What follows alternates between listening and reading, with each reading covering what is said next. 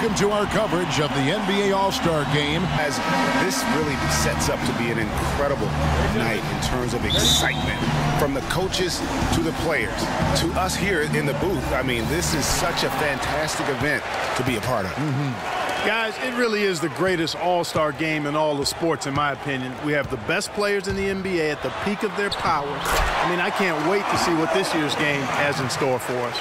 This is Kevin Harlan along with Clark Kellogg and Greg Anthony with Doris Burke reporting on the sidelines. Now a look at the West All-Stars starting lineup. Durant is out there with Davis. Then there's Stephen Curry. Then there's Tyreke Evans. And it's Towns in at the pivot spot manning the middle.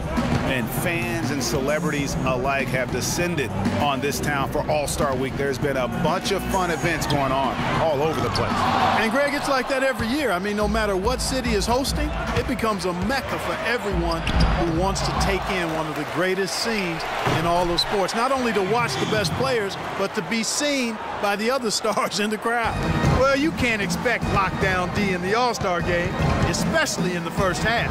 And, you know, this game, in a lot of ways, guys, has belonged to the Western Conference the entire decade. I mean, and last year they got the job done again. So although it did come down to the wire, the end result still was Western Conference dominance. Millsap dishes to LeBron. Screen by Howard. Second shot opportunity, and James with the layup. In the first half of his season, boy, how special has it been? He has been on a rampage. Yeah, and he's got tremendous talent, and when he's fully healthy and engaged, I mean, he's really impossible to stop. That's what we've been seeing this year from him. And that one's good.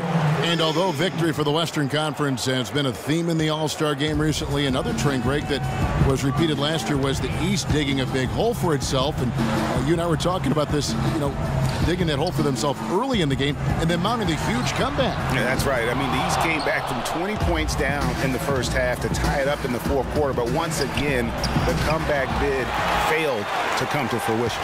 And you really thought that was going to be a gimme, but unable to convert. Yeah, and a little self-talk, angry self-talk for himself after that miss. To the inside, it's stolen by Davis.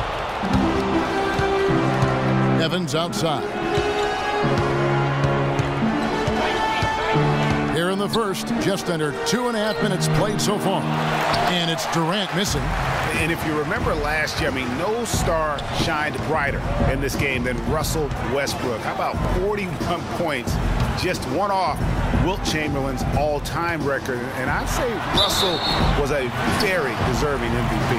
That All-Star game scoring record of Wilt Chamberlain, which Westbrook came so close to breaking last year, has now, Greg, been on the books for over 50 years. Unbelievable. And I'll tell you what, when Westbrook had that 27 points at halftime, I thought for sure that that record was going to go down.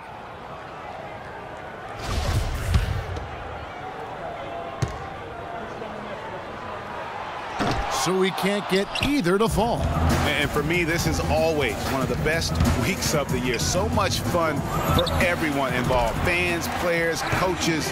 What a blast. Yeah, the NBA knows how to throw a party in celebrating its game. There's no doubt about that. And All-Star Week is one great show after another. And you know, there were a couple of records that fell at last year's All-Star game, but to me the most shocking one of all, the number of three-pointers made. 48. I mean, the teams, they combined for 48 threes.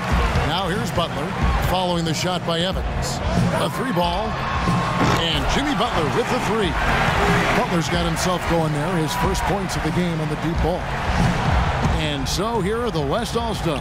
And those 48 three-pointers you talked about, Greg, the previous high for threes in an All-Star game was 30. So that's what I call shattering a record, huh? Man, oh, man. It was insane. And really, that speaks to the evolution of the game as well. The game has become far more perimeter-oriented in terms of the skill set. And, guys, just thinking back to last year's All-Star game, I mean, something that was really special. How about the sight of Pau and Marc Gasol, two brothers facing each other on the opening jump.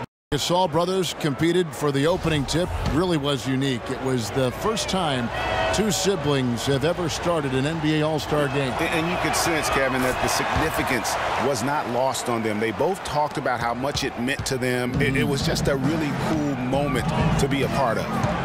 Now here's Wall. Howard. And there's the big-time jam as he slams it right over Davis. And I'd have to say the decibel level just rose about 300% in here. Certainly sounds like it. I mean, there's nothing these fans love to see more than highlight reel dunks, and that one certainly qualifies. Got a piece of it. Ball with the steal. James outside. And it's all evened up. James has got his second basket of the night. And there's such a sense of history that surrounds the All-Star game. I mean, this is the 65th time this event has been held, and you think back on all